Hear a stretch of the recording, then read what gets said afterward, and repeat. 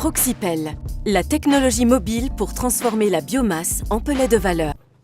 Monsieur le conseiller d'État, mesdames, messieurs, vos titres et fonctions, cher Richard, je disais que pour un service comme le nôtre de promotion économique, c'est un honneur, un privilège d'avoir pu accompagner ce projet entrepreneurial. Je tiens aussi à le dire, si on a la chance de pouvoir soutenir des entreprises comme Proxipel, c'est aussi parce que le gouvernement, le Grand Conseil nous met à disposition des moyens. Et je pense d'emblée pouvoir dire ici en introduction que le projet Proxipel, ce projet d'inauguration de cette unité, cette machine Proxiflex, c'est pratiquement un des rares projets qui coche tous les critères. C'est un projet d'entrepreneuriat, c'est un projet d'innovation, c'est un projet à impact, c'est un projet qui sert l'économie circulaire, c'est un projet de durabilité.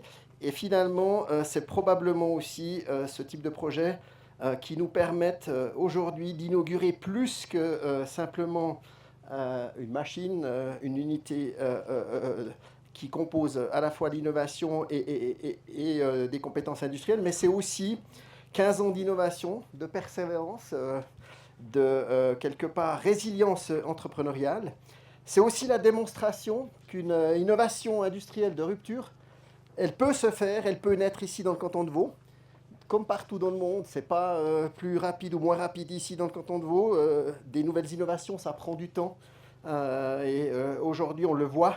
Mais aujourd'hui, pour atteindre le marché, comme c'est le cas, tous les ingrédients sont réunis. Et c'est ici que ça se passe, ici dans le canton de Vaud.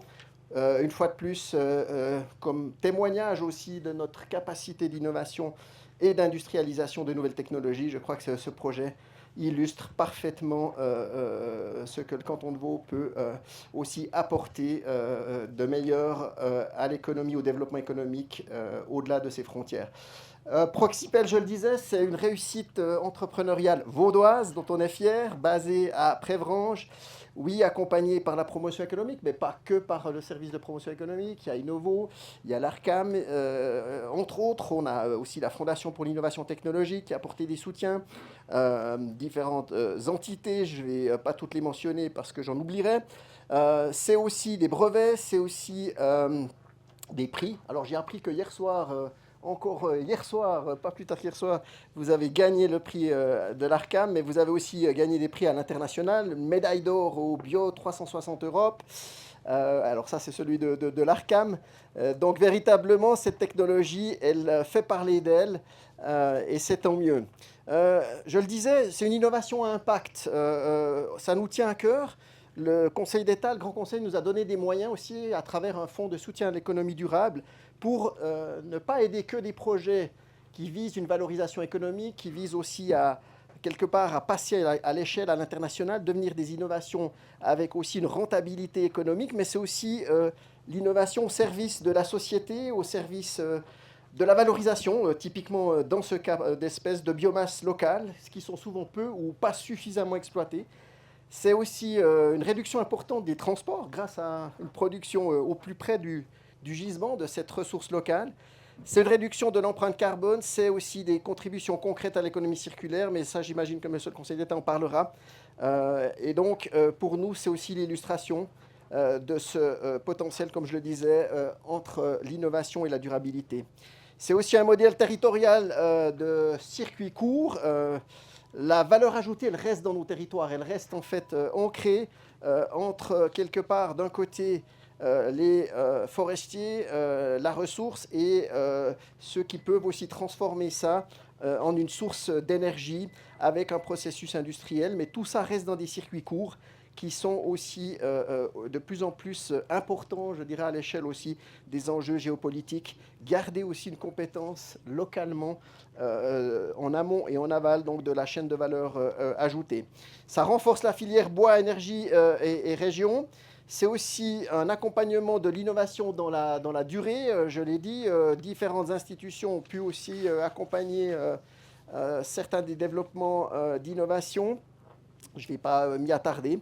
Et puis c'est aussi quelque part un rôle de l'État à travers aussi tous les partenaires de notre écosystème d'innovation que nous soutenons, qui dépasse simplement le financement de projets.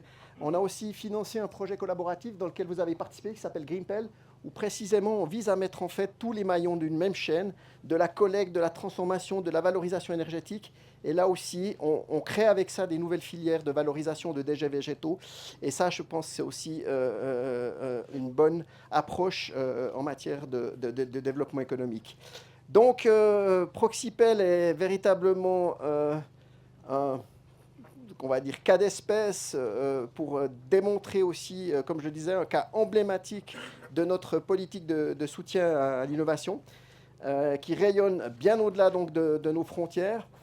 Et je tiens une fois de plus à féliciter toute l'équipe. Je pense qu'on a pu suivre nous aussi tous les hauts et les bas. Parfois c'était aussi chaud, on va dire, et j'imagine qu'en tant qu'entrepreneur, vous démontrez aussi votre capacité à passer les barrières, à traverser parfois un petit peu ce qu'on appelle cette vallée de la mort, où il faut aussi aller chercher des financements jusqu'à que quelque part vous puissiez arriver sur le marché, comme c'est aussi le cas aujourd'hui. Donc bravo à vous, félicitations, longue vie à Proxipel, et puis on rêve de voir cette innovation aussi se déployer, scaler comme on dit dans le jargon de l'innovation, scaler à l'international et devenir une référence mondiale. Merci beaucoup.